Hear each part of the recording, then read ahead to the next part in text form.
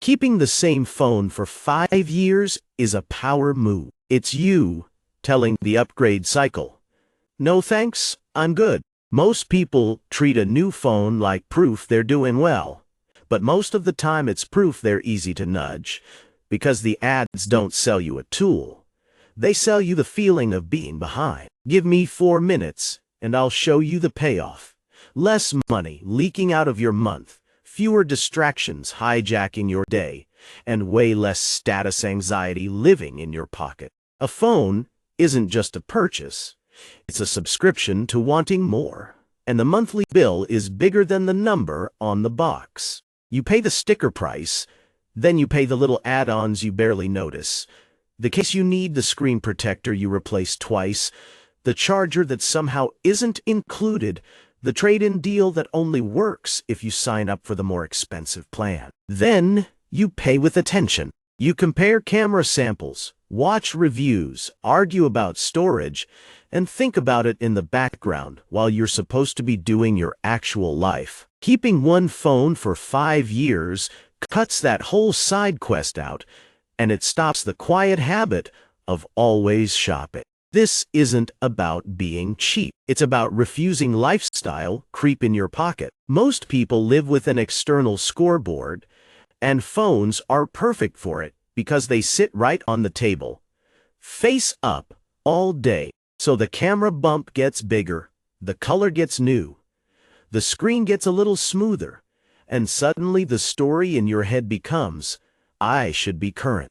That's not a tech choice, that's a social choice, and it turns you into someone who checks what everybody else has, just to feel normal. Your internal scoreboard asks a different question.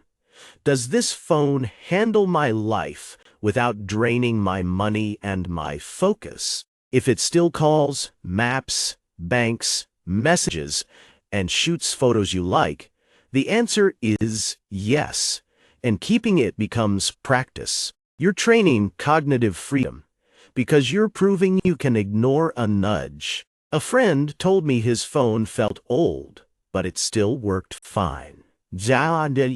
After a pause, he admitted he just hated feeling behind. A new phone signals taste. A 5-year phone signals competence. It quietly tells people you can maintain what you own, that your routines don't fall apart when something isn't shiny, and that you don't need a fresh box to feel like you're progressing. That's a different kind of confidence, because it's rooted in control, not approval. You'll probably get a comment at some point. Someone will joke about your ancient phone, and you'll feel the urge to explain your reasoning, your budget, your preferences. Notice that urge. The real flex is not needing to justify your choices to keep your place in the group. Keeping a phone that long isn't heroic.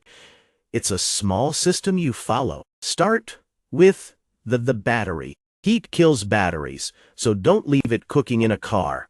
And don't live at 0% all the time. If you can, keep it somewhere in the middle most days, because extremes wear it out fast. Next, replace the parts that make a phone annoying. A fresh battery and a solid screen protector can turn "this thing is dying" into "this is fine." And that one maintenance bill beats paying for novelty every year. Last, control the software. Turn off most notifications. Keep the home screen simple. Delete the apps you don't use, and move photos off the device so it stops feeling cramped. Security matters too. Update when updates arrive, and plan a replacement when they stop. When they stop, keeping the same phone for 5 years isn't about tech. It's about proving your internal scoreboard runs the show, even when the world keeps waving a new toy in your face. If you want the next power move, go watch my video on why driving the same car for 10 years makes you richer. Subscribe if you're done paying the status tax, because once you stop upgrading to impress people you don't even like, you notice how quiet your life gets.